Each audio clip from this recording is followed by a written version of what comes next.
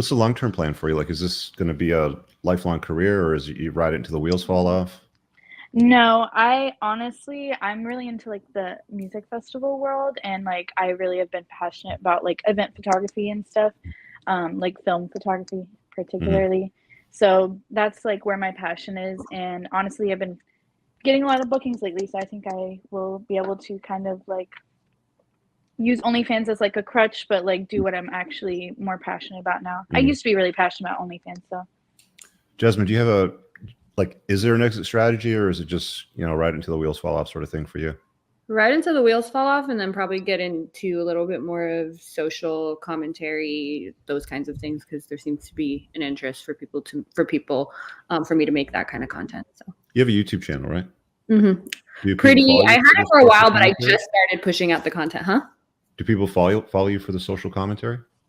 Yeah, and I get a ton of subscribers for it. You have no idea how many people, because I have a pretty big Reddit profile. That's where I get most of I have like millions of followers on Reddit. And there's a lot of people who are like, oh my God, I saw you on Reddit and I went to your YouTube and I loved what you were saying, or I love how you speak, or I love it is a big turn on to a lot of people. And then that draws them into the subscriber to the yeah, sometimes. And some people are just like, hey, start a podcast. I'm really interested in this, whatever. Interesting.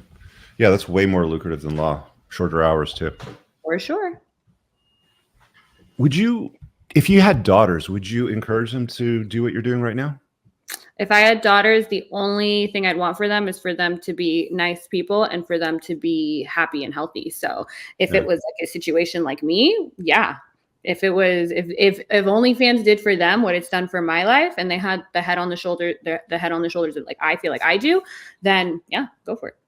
The interview you did on the soft white underbelly that I listened to, you mentioned something about your dad sort of having a sit down talk with you rather than the others in your family. He basically said, look, you need to go back to school, donate all the money to charity, stop this. But you didn't really follow up after that. I was curious, what were the conversations after that? So there was no going back. Was drawn by him. I had already taken the bar, so I was done with all that. I was going back to work in law or something. And yeah, I said no, and we didn't talk for a few months, but then eventually they call me and they're like, both my mom and my dad, we love you anyway. We don't agree with what you're doing, but you're still our daughter. And actually my dad's here making me dinner right now. Nice. Yeah, it sounded like you had a good relationship with him. So the whole, you've got daddy issues is completely out the window, right? Yeah, I'm very close to my dad. In fact, the only kind of daddy issue I have is that I was extremely like favored and spoiled by my dad. So he almost, like, some people are like, he's made you a narcissist, which I'm not saying that that's true, but yeah, he just, from when I was a kid, first of all, super involved. We talk for hours a day still. Like, I'm such a daddy's girl, always have been. Do you guys both want to have a family and children? I have a question for Jasmine really quick. Yeah, go for it. Do you think that like you having a better relationship with your dad like upped your standards for your relationships with like men? Absolutely. Absolutely. I do believe that 100%, because one thing about me is I've never dated an asshole. I've never dated a guy that was rude, disrespectful to me, or anyone that didn't treat me very well. And I do attribute some of that to the fact that that's how my dad always treated me. So I think there's a good basis in believing that your relationships with your parents, especially early childhood, does determine sometimes how you act. Now, it doesn't mean you can't break out of those patterns, but I do think in my case, like, I always had high self-esteem, partially because my dad always told me I was a shit. So, sorry, back to the question about marriage and relationship worked out. Go ahead, I was curious up to this point if there hasn't been any toxicity or this and that. Like, why haven't those relationships? I've only had 2 relationships. The first one, we were together for 4 years. He went to medical school. I went to law school, so we just moved apart. And then the second one was a guy I was dating in law school, and yeah, we just started bickering and stuff once COVID hit, because we were together 24/7. We're still friends, but we're just not together anymore. I mean, most relationships end. That's also statistically accurate. So most relationships end. Yeah, I'm aware. I think a lot of times, though, what we hear is that it's a very common occurrence where you hear women say, "Oh, he was toxic." Like the new one that we're hearing a lot of is like, "Oh, I was in an abusive relationship and he was emotionally abusive," and so you know, but I know you've said that you wouldn't get married. I've heard you say stuff like that. So, so that's fine. That makes sense. So, okay. So that kind of leads to my next question. Cause I was asking, you know, did you have plans to get married, have a family, you know, children?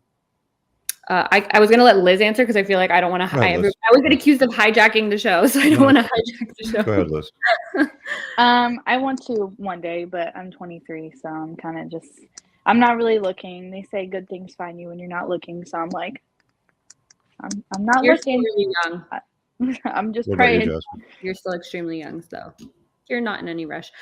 For me, if I did have, I don't want to get married I might get married legally just for the incentives, like legal incentives. But when it comes to children, I'd want them in my mid 30s, if that.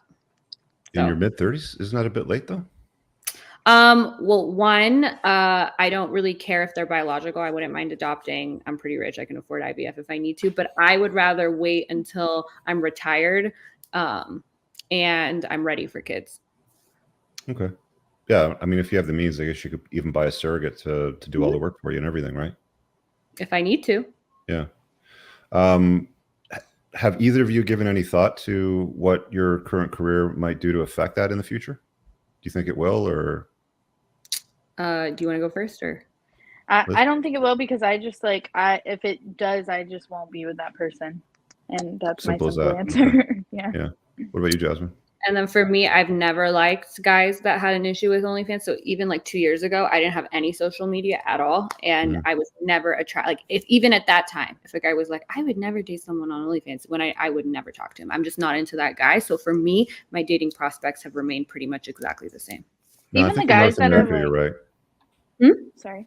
I think in North America, you're right. There's going to be there's going to be way more guys that'll just look past it than will have an issue with it. I really hope you guys enjoyed that clip. If you want to watch the full-length podcast, you can find that over here, that clip's from. If you're newer to the channel, make sure you hit subscribe over here, and pin down below in the top comment, you'll find a bunch of useful links to my website, my supplement line, books, and a bunch of other stuff. Have an amazing day. Peace out.